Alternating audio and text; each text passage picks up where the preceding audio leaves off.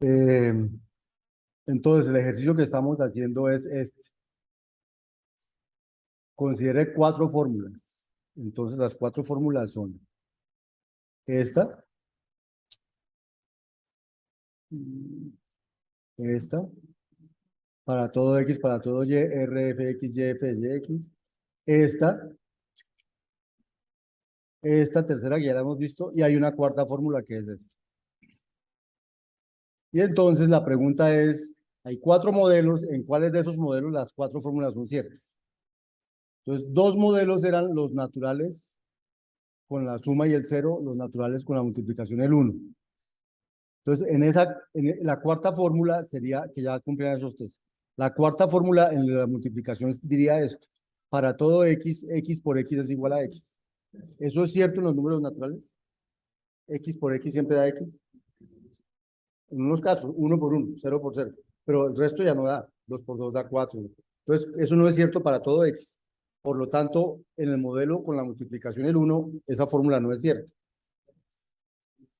Si fuera existe, sería cierto. Exactamente, muy bien. Usted ya la pescó, muy bien. Muy bien. Y aquí, en el otro caso, en el de la suma, X más X es igual a X siempre. No, entonces, ni en el de la multiplicación, el de la suma da. Listo. Los otros 2 modelos decían, utilice los booleanos con el i y la equivalencia. Entonces, la primera fórmula, no la hemos interpretado, la primera fórmula con los booleanos ¿qué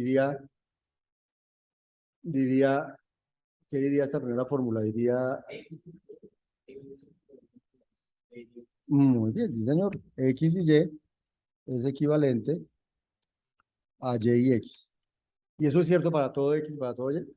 Sí, porque ese es un axioma de los booleanos, que X y Y es equivalente a Y y X. La segunda, ¿qué dice?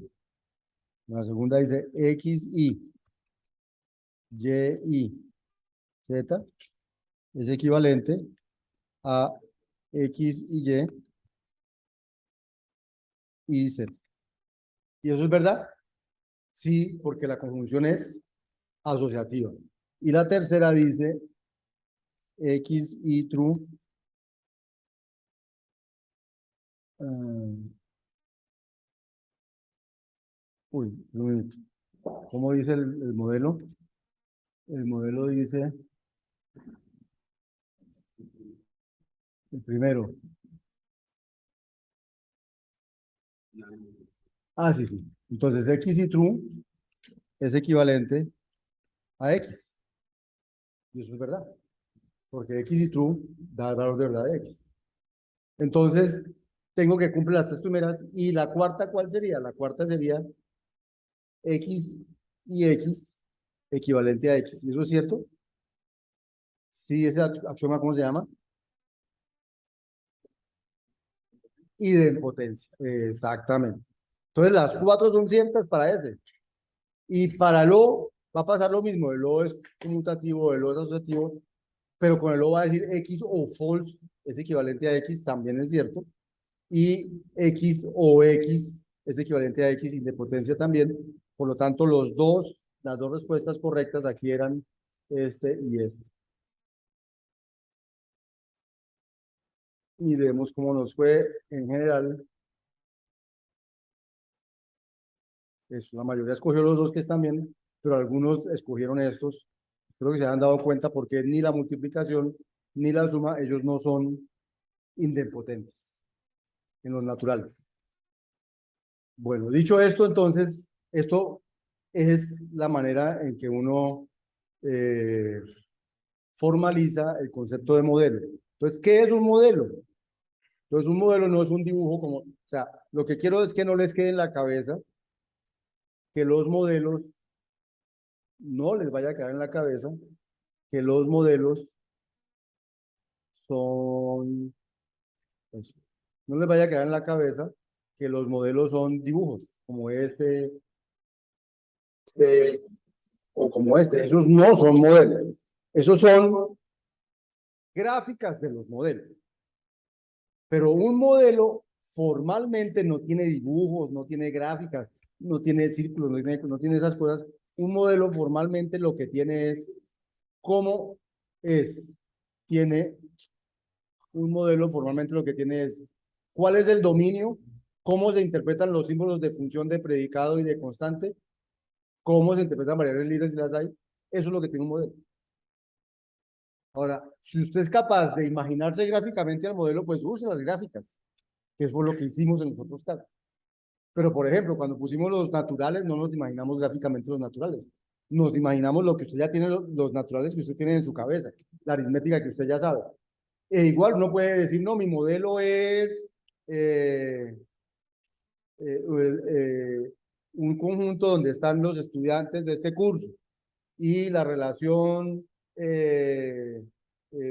prepara, y hay una relación que un predicado que es prepara el curso antes de la clase. Y entonces yo para cada uno ponemos, prepara el curso antes de la clase, ¿cómo te llamas tú? Juan, ¿será verdadero o será falso? Prepara el curso antes de la clase, Diego, ¿será verdadero o será falso? ¿Cómo te llamas tú? Andrés, prepara el curso antes. Ese es el predicado, preparar el curso. Pero hay otro que puede ser, estudian juntos A y B. Y entonces puede que Diego estudie junto con Juan, o que Juan con Andrés, o no estudian. Todas esas cosas pueden estar en mi modelo.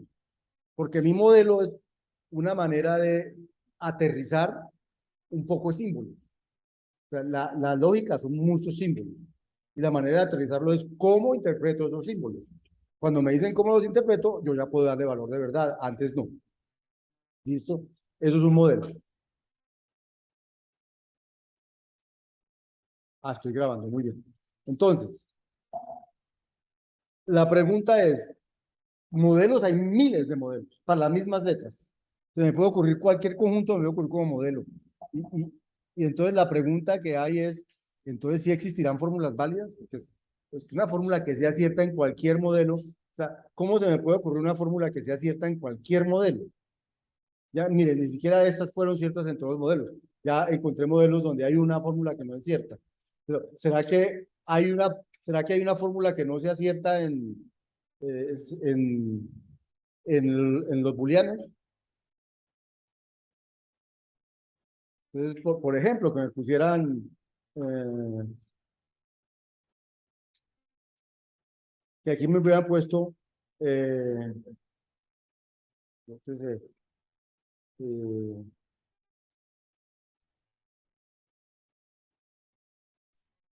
eh, por ejemplo, bueno, toca escribir cualquier fórmula que sea falsa en los booleanos, la escribimos ahí y esa no es cierta. O sea, lo que trato de decir es que no es fácil pensarse un modelo donde haya cosas que sean ciertas siempre. O sea, como que uno siempre se puede imaginar modelos donde algo es falso. O sea, yo puedo imaginarme modelos donde esas fórmulas son falsas. ¿Será que hay un modelo donde no me puedo imaginar nada que sea falso? Entonces, podemos saber cuántos modelos posibles hay. Entonces, en la lógica proposicional, si había n variables proposicionales, había 2 a la n interpretaciones. O sea, había un número finito de interpretaciones. O sea, si había 10 variables proposicionales, había 1024 interpretaciones. Y yo podía ver si cada una era cierta. Pero con modelos, ¿cuántos modelos hay para cada fórmula?